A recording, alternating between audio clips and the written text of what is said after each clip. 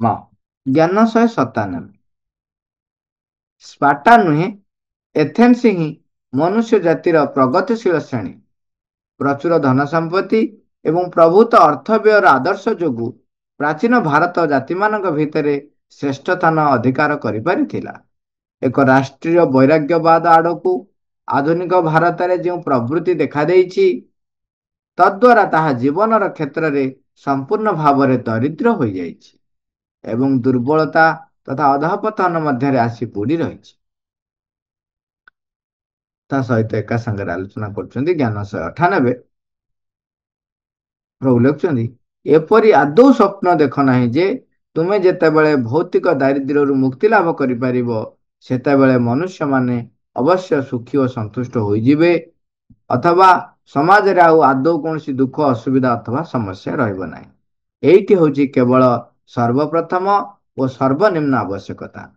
ଭିତରେ ରହିଥିବା ଆତ୍ମା ଯେତେ ଦିନ ଯାଏ ତ୍ରୁଟିଯୁକ୍ତ ଭାବରେ ସଂଗଠିତ ହୋଇ ରହିଥିବ, ସେତେ ଦିନ ଯାଏ ବାହାରେ ବିକ୍ଷୋଭ, ବିଶୃଙ୍ଖଳା ଏବଂ ବିପ୍ଳବ ଲାଗି ରହିଥିବ। ଏଇ ଏ ଦିଟା ଯାକ ଜ୍ଞାନକାରିକାର ମା ଗୋଟିଏ ପାରାଗ୍ରାଫରେ ଉତ୍ତର ଦେଇଛନ୍ତି। ଆଗ ଉତ୍ତରଟି ପଢିଦେବା। ମା କହୁଛନ୍ତି, ଏହା ଏକ ଅତ୍ୟନ୍ତ ସ୍ପଷ୍ଟ କଥା ଏବଂ ଆମେ ଲୋକମାନଙ୍କୁ ଠିକ ସେଇ କଥା ବୁଝାଇବାକୁ ହିଁ ଚେଷ୍ଟା କରୁଛୁ। ଏକ ନିରାପଦ ଏବଂ ଶାନ୍ତ ଜୀବନ ଲୋକମାନଙ୍କୁ ସୁଖ ଆଣିଦେବାରେ ଯଥେଷ୍ଟ ନୁହେଁ। ଏ ଯୋଉ ଉପରେ ଜ୍ଞାନ 197ରେ ଯୋଉ ଏଥେନ୍ସ ଆଉ ସ୍ପାର୍ଟାର ଉଦାହରଣ ଦେଲେ, ସେତେବେଳେ ସ୍ପାର୍ଟା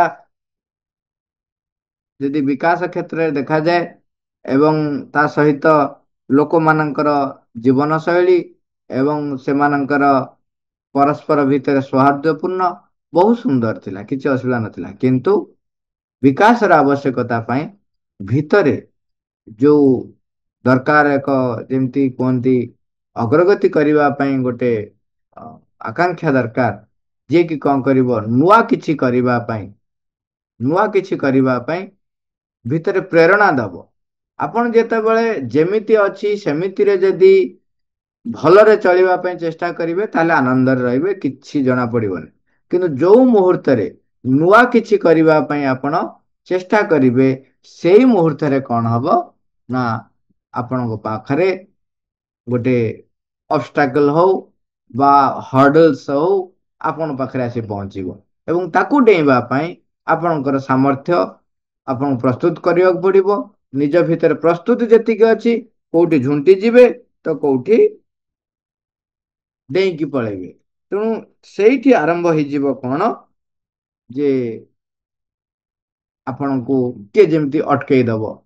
ଯେତେବେଳେ ଅଗ୍ରଗତି କରିବାର ଭିତରେ ଏକ ପ୍ରେରଣା ଆସେ, ସେତେବେଳେ ଆପଣ ନିଶ୍ଚୟ ଗୋଟେ ଅବଷ୍ଟାକଲ ବା ଗୋଟେ ହର୍ଡଲ୍ସର ସମ୍ମୁଖୀନ ହେବାକୁ ଆପଣଙ୍କୁ ପଡିବ।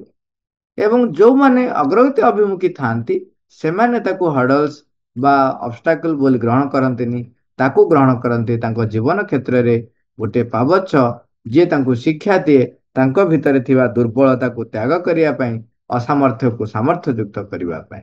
ଏକ ନିରାପଦ ଏବଂ ଶାନ୍ତ ଜୀବନ ଲୋକମାନଙ୍କୁ ସୁଖ ଆଣିଦେବାରେ ଯଥେଷ୍ଟ ନୁହେଁ, ଭିତରେ ମଧ୍ୟ ଏକ ବିକାଶର ଆବଶ୍ୟକତା ରହିଛି। ଦିବ୍ୟ ପରମ ସତ୍ତାଙ୍କର ଏକ ସଚେତନ ସଂସ୍ପର୍ଶ ଲାଭରୁ ଯେଉଁ ଶାନ୍ତି ଉପଲବ୍ଧ ହୋଇଥାଏ, ତାହାର ବି ଆବଶ୍ୟକତା ରହିଛି। ଏଠି ଯୋଉ ସେକେଣ୍ଡ ଲାଷ୍ଟ ଲାଇନରେ ଯୋଉଟା କହୁଛନ୍ତି, ବିକାଶର ଆବଶ୍ୟକତା ସହିତ ଦିବ୍ୟ ପରମ ସତ୍ତାଙ୍କର ସଚେତନ ସଂସ୍ପର୍ଶ ଲାଭର ମଧ୍ୟ ଆବଶ୍ୟକତା ରହିଛି ଏବଂ ଦିବ୍ୟ ପରମ ସତ୍ତାଙ୍କର ଯେତେ ସଚେତନ ସଂସ୍ପର୍ଶ ଲାଭ ହବ, ସେତେବେଳେ ଶାନ୍ତି ଆପଣଙ୍କୁ ଆସି ପହଞ୍ଚିବ, ଶାନ୍ତି ଉପଲବ୍ଧ ହବ ଏବଂ ତା ସହିତ ବିକାଶ ଅଗ୍ରଗତି ମଧ୍ୟ ହେବ। ଆମେ ଏଠି ରଖିବା। ମା, ଥ୍ୟାଙ୍କ ୟୁ ଅଲ୍ ଓଭର।